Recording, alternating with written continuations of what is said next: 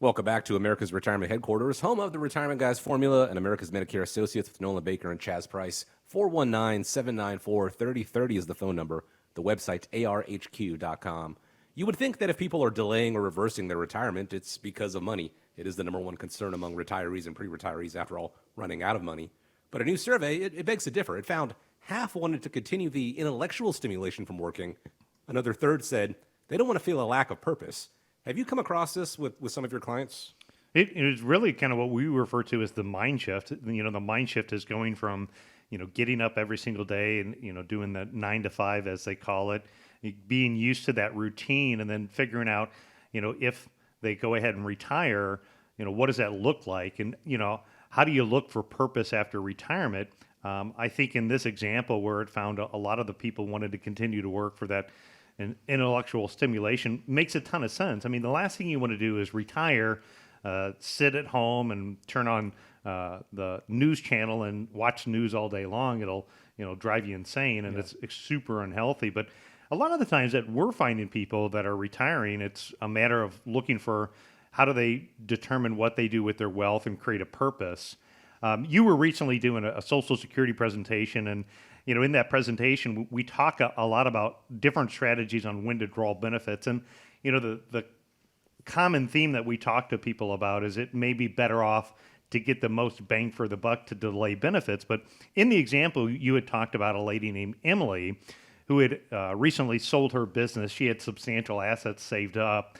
Technically, she could decide to delay taking Social Security till later on in life because she had enough other financial assets. She would have got more money. But she chose to take her benefits early because what it allowed her to do is it allowed her to start working on, the purpose of creating that legacy, while she still had the ability to do so, looked at some strategies to be able to kind of make a difference. I think as somebody who's actively involved with the organization called Hooves, that's another great way to have purpose. There's so many different organizations. We've had a lot of those here on our radio show when we're talking about Committed to the 419, about organizations that you can get involved in, that you can take your years of talent and make a big difference. I did a tour recently with some retired teachers out to the farm. Just a tremendous amount of talent that they have in their lifelong career, and they can use some of those talents to create a purpose, in our case, to help save our veterans with post-traumatic stress and give them a blueprint in life. And, it's just a matter of then helping them figure out kind of what organization they can belong to. Yeah, what organization or, what other, spiritual goals they might have. There's a lot that goes into that concept of wealth with purpose. But when I talk about the concept of wealth with purpose, to me, it's more of a spiritual approach to money management. In many cases, it's going to apply some wisdom, some principles about personal finances and about your business, about your church or your ministry. It's going to help align your financial goals really to the decisions that, spiritually might be most important to you in the future. Helps you sometimes avoid some of the pitfalls that we tend to fall into sometimes, dangers of money, greed, dishonesty, anxiety. But the point being is that it's hard sometimes for retirees, I think, to develop, to find a purpose for their money after retirement, or a purpose in general, because they've spent such a big part of their lives, in the rat race, if you will, and working and building a career. And so retirement, for a lot of reasons, is stressful because it's a time for transition. There's a lot of uncertainty associated with it. And then in some cases, because they're no longer working, Nolan, they lose that identity. And I think that's the biggest challenge for finding a purpose. But it can be a good opportunity too. I mean, anytime there's stress, that's an opportunity for growth, right, and fulfillment. And so there's a couple of things I think our listeners could probably do and comment on this.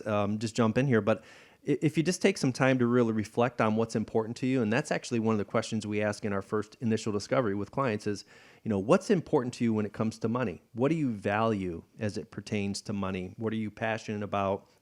What are the things that matter, or who are the people that matter most to you? So I think if we help our clients answer these questions, we're going to get them at least one step closer to finding purpose for their money. Yeah, it's absolutely. It's about developing what's important to them and then establishing what those goals are.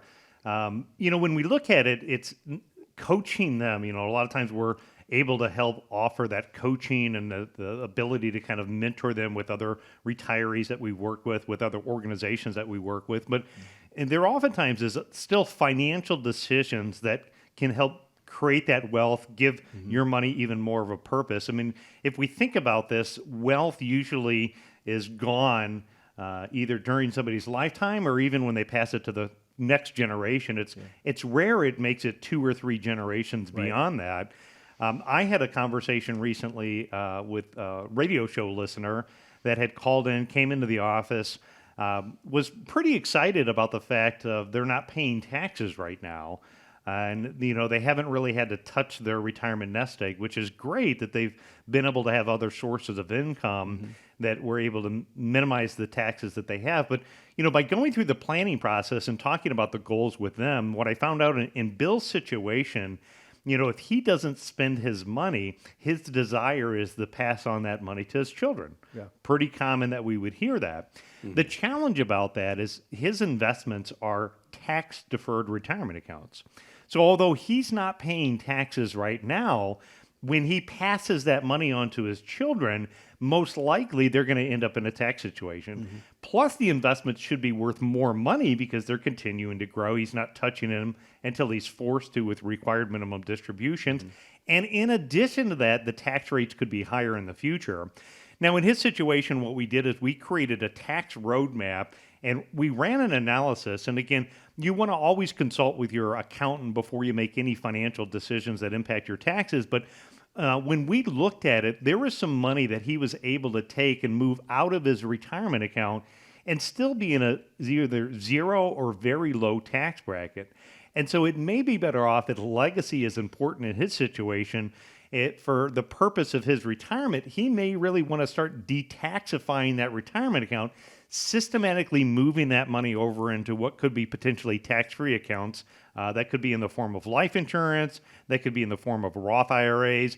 But doing what he was doing, unfortunately, was going to create what could be a tax time bomb for his family. So again, there's a lot of value, I think, of talking with a financial professional about what's important to you, establishing those goals, and then having a team like ours kind of work through the numbers to figure out, mathematically, what are the steps that you can take now to achieve the likelihood of increasing the odds of success to develop a plan with a purpose. Yeah, and it's not just a one-time event either.